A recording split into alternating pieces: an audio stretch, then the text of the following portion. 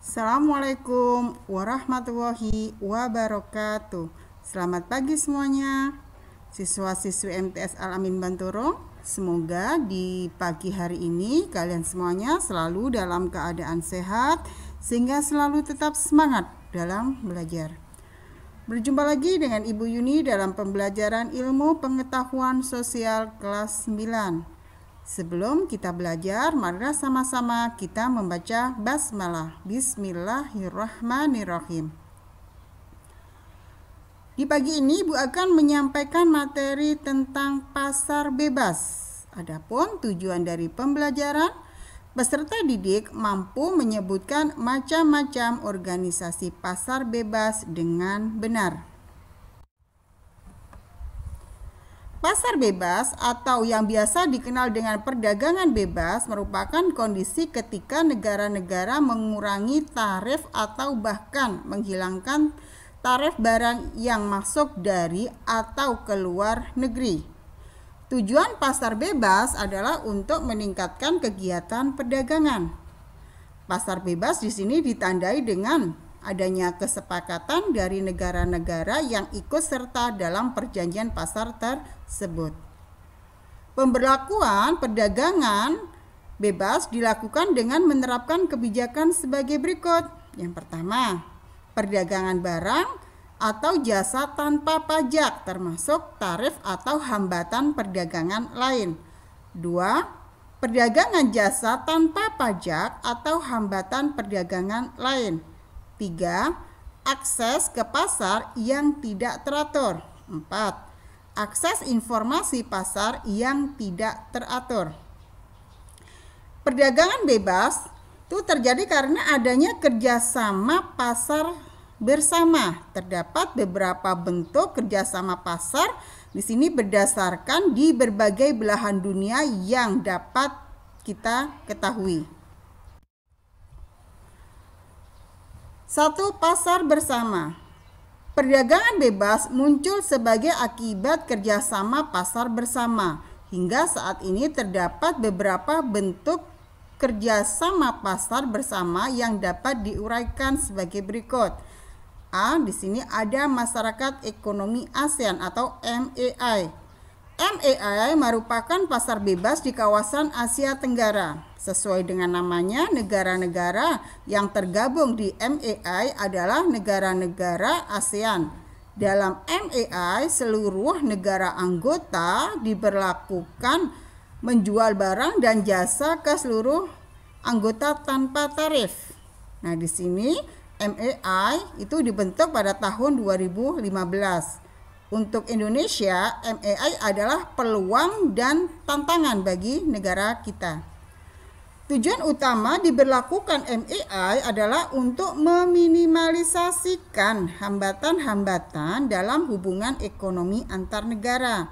Tujuan MEI tersebut diimplementasikan melalui 4 pilar. Yang pertama, pasar tunggal dan basis produksi. Kedua, kawasan ekonomi berdaya saing tinggi. 3. Kawasan dengan pembangunan ekonomi yang setara. 4. Kawasan yang terintegrasi penuh dengan ekonomi global. B. ASEAN Free Trade Area atau AFTA.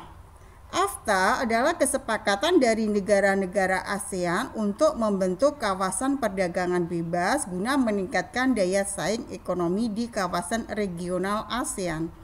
Dengan adanya AFTA, ASEAN berharap dapat menjadi basis produksi dunia dengan menciptakan pasar secara regional untuk 500 juta penduduk negara-negara ASEAN. Nah, di sini AFTA itu dibentuk pada tahun 1992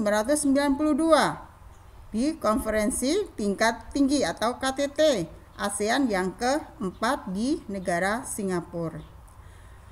Tujuan AFTA yang pertama yaitu ingin menjadikan kawasan ASEAN sebagai tempat produksi yang kompetitif sehingga ASEAN memiliki daya saing tinggi di tingkat global. Kedua, untuk meningkatkan perdagangan antar negara khususnya anggota-anggota ASEAN. 3. meningkatkan ketertarikan investasi dari negeri dalam bentuk FDI. C. ASEAN Pacific Economic Cooperation atau APEC. APEC adalah sebuah organisasi internasional yang bertujuan untuk meningkatkan pertumbuhan ekonomi dan kesejahteraan, serta kerjasama di antara negara-negara khususnya di kawasan Asia Pasifik. Saat ini APEC memiliki 21 anggota dari negara-negara yang terletak di Asia dan Pasifik dan berkantor pusat di negara Singapura. APEC di sini memiliki beberapa manfaat untuk Indonesia. Salah satunya yaitu bisa untuk meningkatkan hubungan dengan negara-negara anggota APEC dan sarana peningkatan investasi. Sedangkan tujuan dibentuknya APEC di sini satu, menjalin kerjasama di bidang perdagangan, investasi, dan kegiatan pariwisata. 2. Bisa memperkuat perdagangan antar negara, khususnya di kawasan Asia Pasifik dan negara lain. 3. Bisa mengurangi hambatan perdagangan antar negara. 4. Bisa meningkatkan daya saing, khususnya sumber daya manusia atau SDM. Uni Eropa. Uni Eropa adalah organisasi antar pemerintahan dengan anggota 28 negara Eropa.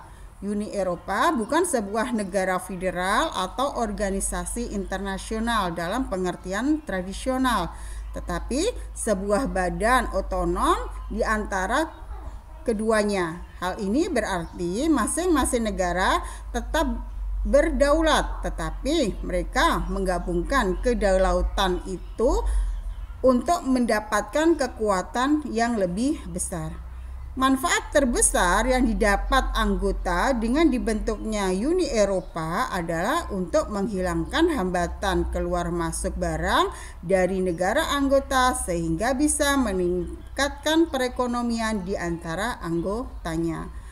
Sedangkan tujuan dibentuknya Uni Eropa yang pertama yaitu menghilangkan hambatan perdagangan bebas. 2. Meningkatkan kehidupan ekonomi dan sosial masyarakat Eropa. 3. Memobilisasi potensi ekonomi. 4. Menyatukan perekonomian ke wilayah pemasaran secara bersama. 5. Bisa meningkatkan daya saing, khususnya negara-negara anggota Uni Eropa terhadap perekonomian internasional.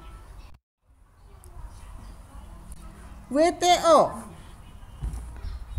World Trade Organization. WTO merupakan masalah perdagangan antar negara. WTO dibentuk pada 1 Januari 1995 di Geneva, Swiss. WTO dibentuk untuk menggantikan GATT, di mana di sini Indonesia termasuk salah satu pendiri dari WTO. WTO saat ini lebih dari anggotanya itu 150 negara dengan 117 negaranya di sini termasuk negara-negara berkembang. Tugas WTO antara lain yaitu untuk memantau penyelenggaraan perdagangan antar negara, mengevaluasi kebijakan perdagangan nasional negara anggota.